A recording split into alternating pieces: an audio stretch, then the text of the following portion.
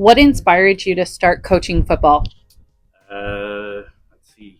I've been coaching since I've been 20. I'm 53 now. So I stopped playing football. I know I love the sport. I know I wanted to get back into the sport and get back to what I did and love. Started coaching in Verdun for a couple of years, and then moved to Sal, and then Chattagee Junior team, and now I'm here. But you know what? Coaching football is what I love. It's still doing something that I love with the sport that I used to play. So as long as I'm doing that and I'm loving it, I'll keep doing And was it because of a inspirational coach that maybe you had that made you want to get in and give back? it. No, not really. I had a friend of mine who was coaching in Verdun, and he said, "Derek, you're not doing football anymore. Come help me." And I started coaching up there.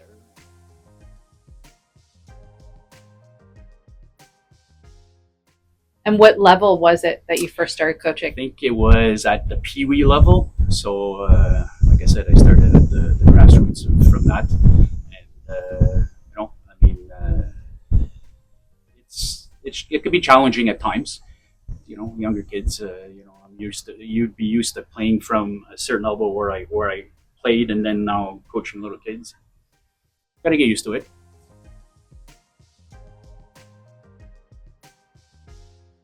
It's a process, but you get used to it after a while. And how many years did you coach the Pee Wee level before moving on? I'd say about 4 years, and then the coach that moved up to LaSalle, he asked me if I wanted to. LaSalle, so it made it a lot easier. Five, maybe 5 blocks away from the park, so that made it easier too. So you know what? Started at the bantam level for a few years, and then slowly but surely moved up to the midget level. Was there for probably till about 2004. So yeah, I enjoyed it. You know what I mean? Like the LaSalle organization is a top-notch organization. They work hard. The kids work hard.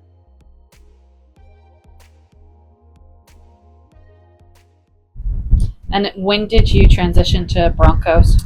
Well, 2005, the junior level, so in Chattagee, I decided they were looking for a defensive line coach. What would you say is your proudest moment coaching? Proudest moment coaching. Wow. I'd say the first year I coached in the junior level, we ended up going 10-0. We ended up winning the championship.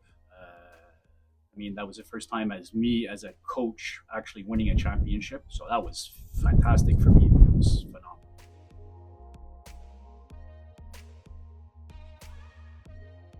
Coach, I won. I won as a defensive coordinator. I won as a championship, and then I won as a head coach. I mean, that was fantastic. I What mean, year was that? 2018, maybe 2017. Uh, first year as a head coach. Team played hard. I mean, we went all the way to the finals. And, I mean, to see how it ended in the end, winning and everything else, it was just what all the hard work that I did, and the players did, the coaches did. I mean, it was just nice to see that feeling and have that feeling of accomplishment. So I mean, I'd say that's probably my best moments.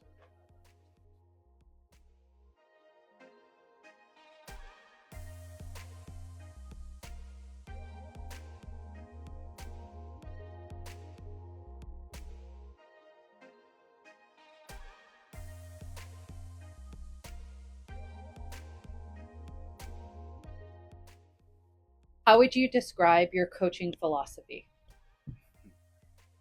I'd definitely say I'm maybe not the most orthodox coach. I can think a little bit outside the box. Ask anybody I've coached with or any of my players. Uh, I could be hard nosed at time.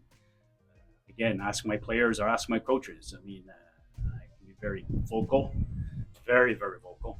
Uh, but I like to think that I'm a coach. I like to think that I would be a player's coach. That's in my mind. Mhm. I think you have to be that sometimes. I mean, to be hard nosed all the time doesn't work with certain players. So I think I'm a mixture on that. So I mean, I think I'm a good coach. I'll put it to you that way. So you gear your philosophy and your coaching style towards the players that you're Yes, coaching, yeah, I think so. I mean, not a one size fits all. no, uh, like I said, I mean, every player is different. So you can't be hard nosed on one player. He won't adapt to that. You'll see it. He won't work harder like that. Some guys need the tough love. Some guys need the let me hold your hand and see how you're doing and everything else. And that's how you have to be. I mean, as a head coach, you have to be. The big question that everybody, and that I'm going to ask Mm. you, coming back to North Shore, how has that been? You know what? It's been good. When we knew what this was going to happen, possibilities were endless, player wise and everything else. I mean, listen, we opened up registration in February. I think we had 87 guys registered. Did I expect 87 guys? No. But it was nice to see that, like some people from the West Island were invested. They were interested. You know what? Listen, I got 45 to 50 guys. So listen, 80 guys would have been fantastic. And listen, 80 guys wouldn't fit on the field, so I wouldn't be able to have them even play. But it was nice to see that, and like I said, I mean, I I like where this team's going.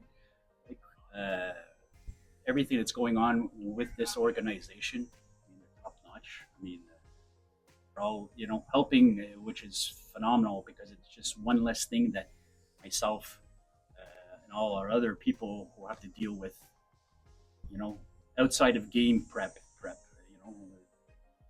setting up tables for food and this, that, and the other thing. I mean, it's one less thing that we have to worry about. I remember being at games where I'm there and I'm mopping the floor before the game starts for at the visitor thing because it's not done. So I mean, stuff that you don't have to worry about, and then you just have to think about what's going to happen in the game is fantastic in that sense. And you know what? I'm I'd say very hopeful on what's going to happen this season. Players that I have, they're fantastic. They're coachable. My coaching staff that I have, they're phenomenal. I mean, I have guys that have been with me for a few years, and I have new coaches that have been with me this year. So I mean, they're passionate for the game, like I am. They're passionate for the players. They want to make sure that the players know what they're doing. I'm glad. You know what I mean? I'm glad. I'm excited. So I can't wait for when we have our first game. So our first game, Yeah, first game is August 18th. 18th at Springgate. We're playing the defending two-time champions Greenfield Park. Yeah, listen. How's the team How's the going team looking? You know what? into I mean, this? it's like anything. I mean, a lot of people have to understand at a junior level, it's not at a minor level where kids are all, I have guys that have full-time jobs, they have kids and everything else. So you have to learn to deal with that in that sense. So you roll with the punches. You get a phone call and one of my players has to deal with his kids. You have to deal with your kids. I've always maintained that football is secondary to family. Uh, Family is going to be there for the rest of your life. The players have been very receptive on what we're trying to do. They're showing up to practice.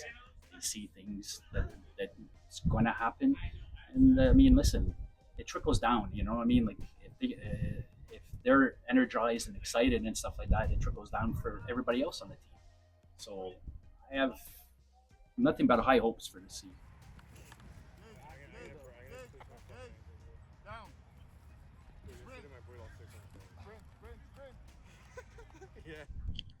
How do you prepare for game day? How do I prepare? We have. Listen, I think everybody's got their own superstition. I have. I've done the. I don't sleep the night before. That's one thing.